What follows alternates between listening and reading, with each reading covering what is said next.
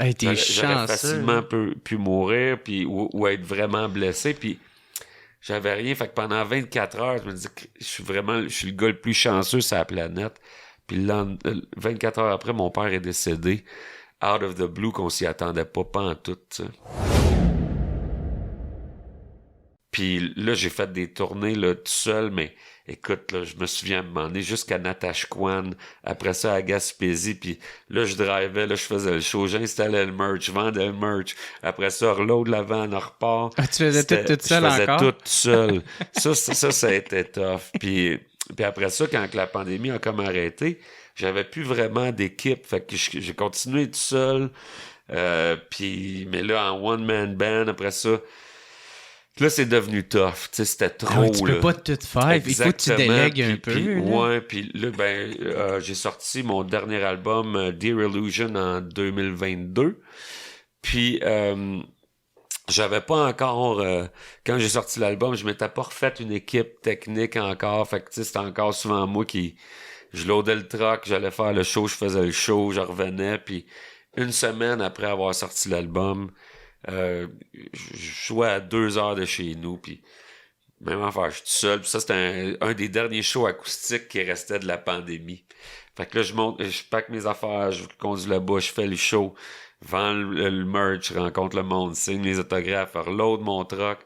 Je repars, puis 5 minutes avant d'arriver chez nous, je me suis endormi. Puis là, j'ai fait Ah, des tonneaux sur 40. J'ai pogné un bloc de béton à 100 km/h, genre, là, et tu sais. J'ai fait des tabarnak. tonneaux sur 40 Fait que pieds. c'est à ce moment-là que c'est arrivé, cet Le char accident-là. perte totale. Moi, j'étais correct. Je me suis réveillé sur le côté. Puis là, tu sais, en fait, non, je me suis réveillé, j'étais dans la sécheuse, là. Ah, Là, ok. ça Tu spin, faisais ça spin. tonneau, là. Puis j'étais proche du lac Saint-Pierre. Puis quand ça a arrêté, je ne savais pas si j'étais dans le lac ou si j'étais sur la terre. Puis, tu sais, tous les sacs gonflants, les airbags, ça a tout ouvert, là. Puis, quand ça ouvre ça, il y a beaucoup de boucan. Fait que tu sais pas si, quand tu le sais pas, tu penses que la voiture est en feu. Fait que là, je me réveille sur le côté. Je pense que le char est en feu. Je sais pas si je suis dans le lac Saint-Pierre puis que c'est en train de couler. Je me détache, je réussis à me détacher. Puis là, je tombe. Je me suis levé. Puis là, j'ai vu le windshield. Hein, j'ai poussé sur le windshield. J'ai plié le windshield. Puis je suis Ouais. sorti par là. Puis là, il y a un gars qui arrive en courant puis qui me dit Hey, ça va-tu? J'ai dit Ouais, toi, ça va-tu? Puis tu sais, j'étais encore comme si le Comme choc, si rien n'était comme si arrivé. de rien n'est arrivé, tu sais. Comme quand tu Puis, tombes vite, là, genre tu ouais, te ouais. réveilles. Puis j'avais, dans ma merch, j'avais de la sauce piquante que j'avais fait faire, qui était sur le côté passager. Puis là, il était tout à terre. Fait que là, j'attends, la police et les ambulanciers s'en venaient, puis je ramassais mes sauces piquantes à terre, je remettais ça, tu sais. Puis là, pendant 24 heures, je me dis, tu sais, j'avais mal au chest, là, mais j'avais rien, tu sais, j'avais Des égratignures. ouais, j'étais coupé, les mains étaient pas mal, mais rien qui demandait des points de suture ou rien, puis tu sais, Hey, t'es j'aurais chanceux. facilement pu mourir, puis, ou être vraiment blessé, puis j'avais rien, fait que pendant 24 heures, je me dis que je suis le gars le plus chanceux sur la planète, puis 24 heures après, mon père est décédé, out of the blue, qu'on s'y attendait pas en tout, tu sais. Ça a été assez irréel. C'est quoi qui est arrivé? Il a fait un AVC puis un arrêt cardiaque. On pensait Ah. qu'il avait la grippe, mais c'était plus avancé que ça. Hmm. Mais tu sais, on s'y attendait vraiment pas, tu sais. Ah, Seigneur. Puis après ça, la même semaine, moi, j'étais propriétaire d'un bar à l'époque, le Zenob à Trois-Rivières. J'étais copropriétaire là-dedans. Puis il y a un gars qui a disparu à la sortie des bars. Ils l'ont retrouvé 6 mois plus tard dans le fleuve, tu sais. Puis ça a été une semaine épouvantable où ce que j'ai arrêté, j'ai décroché. Là, c'était la vie qui me disait, fallait que je décroche. J'ai arrêté la promotion de l'album. J'ai tiré à la plug sur tout. J'ai fini par vendre les parts de mon bar. Ah, ouais. Là, C'est comme un j'ai, breakdown, j'ai aussi. été longtemps capable d'en faire beaucoup trop, tu sais. D'être le gérant, la compagnie de disques, le one-man band, En studio, souvent, c'était moi le technicien. Ouais, c'est moi ça. qui mixais les albums, qui loadait. Le vendeur de sauce piquante. Le Zenob, c'est un bar à Trois-Rivières qui existe depuis 40 ans, puis qui est une place culturelle qui avait fermé. Puis il y a du monde qui m'ont demandé d'aider à le rouvrir, puis j'ai fait, je vais donner un coup de main. Puis au début, je disais, j'ai pas de temps, mais je peux mettre un petit peu d'argent, tu sais. Puis finalement, ben, tu sais, je me suis ramassé à mettre plus de temps, puis j'avais le projet à cœur, puis tout. Mais là, ça faisait que j'ai été des mois et des mois et des mois et des mois sans jamais avoir une journée de congé. Puis la vie a fait en sorte que avant que j'y passe, j'ai eu, tu sais, il y a rien qui arrive pour rien. Et toute cette semaine-là, ça a fait que là j'ai commencé à ralentir un peu. Puis à profiter de la vie, j'imagine. Ben, j'ai pas eu le choix, là, tu sais, parce que c'est ça, j'aurais pu facilement y passer, puis mais en même temps, c'était pas fini. Tu sais, toutes ces bad luck-là, c'était pas fini, ça a continué. Ça, c'était au mois de novembre. Après ça, j'ai décroché jusqu'à 2023, j'avais quelque chose, puis là, je recommençais tranquillement. Puis j'étais dans l'Ouest canadien en avril 2023. Je fais 10 shows en 12 jours. Tu dormais dans le sous-sol, c'était celle-là? Ouais, puis là, je finis la tournée chez mon tour manager, puis je me réveille, tu sais, je dors sur un matelas pneumatique, pas bien gonflé, que je dors pas bien, puis là, je commente les deux, tu sais, entre le sommeil et la réalité. Je suis dans les vapes, puis là, ça sent le barbecue, puis je rêve que ça sent... Ah, ça sent bon!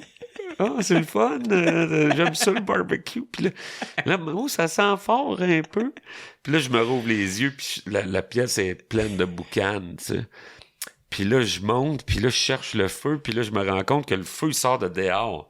Je vois il y a la porte, puis je vois le feu sortir par la poignée de dehors. Puis là, what the fuck? J'ouvre la poignée, puis là, je vois que le deck est en feu, le mur est en feu, puis là, j'ai réveillé le gars chez qui j'étais, puis faut que tu sortes, tu sais. Lui, sa femme, puis sa petite fille était pas là, tu sais, ça a bien tombé, tu sais. Ouais. Puis là, la maison est en feu, puis... Mais tu sais, si j'avais pas eu le sommeil aussi léger, parce que j'ai la chance et la malchance d'avoir le sommeil très léger, on y passait probablement tous les deux, tu sais. Puis là, ben... Écoute, ça s'est passé bien vite, là, tu sais, quand les pompiers, puis après ça, j'avais mon chum Ray qui venait me chercher pour m'amener à l'aéroport parce que je repartais. Puis là, j'arrive dans...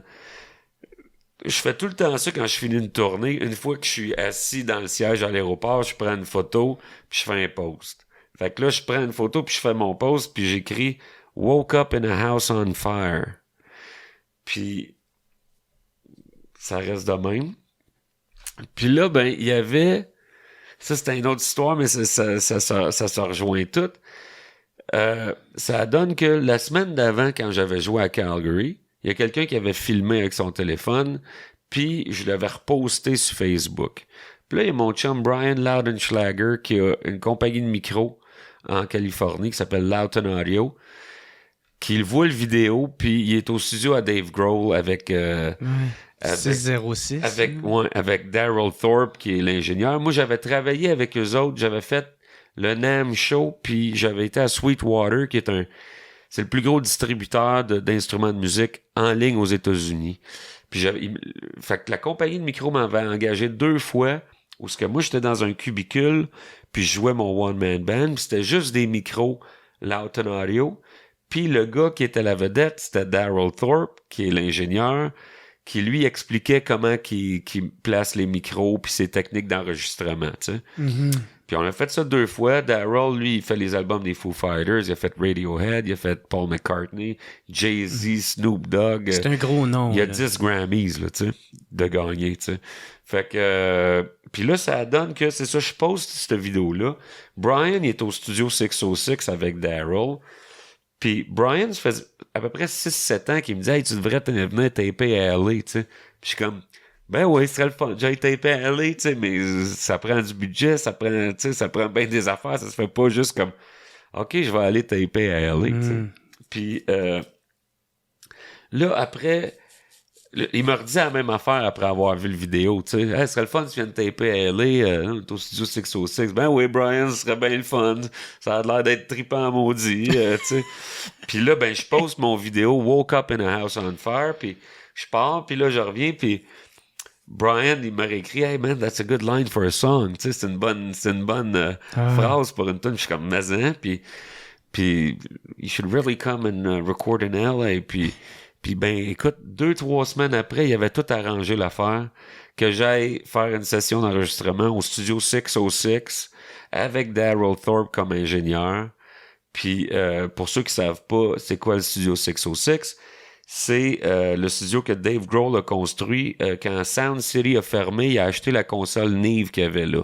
Ça, c'est la console sur laquelle ils ont fait Nevermind de Nirvana, qui ont fait Appetite for Destruction de Guns N' Roses, qui ont fait les premiers albums de Tom Petty, Fleetwood Mac. Cet extrait est une présentation de Matelas Enzo. Matelas Enzo est une entreprise québécoise. Le nom Enzo provient du prénom de son fils, le fondateur Gaby Hamel. Tous leurs matelas et lits sont 100% neufs et fabriqués au Québec et au Canada.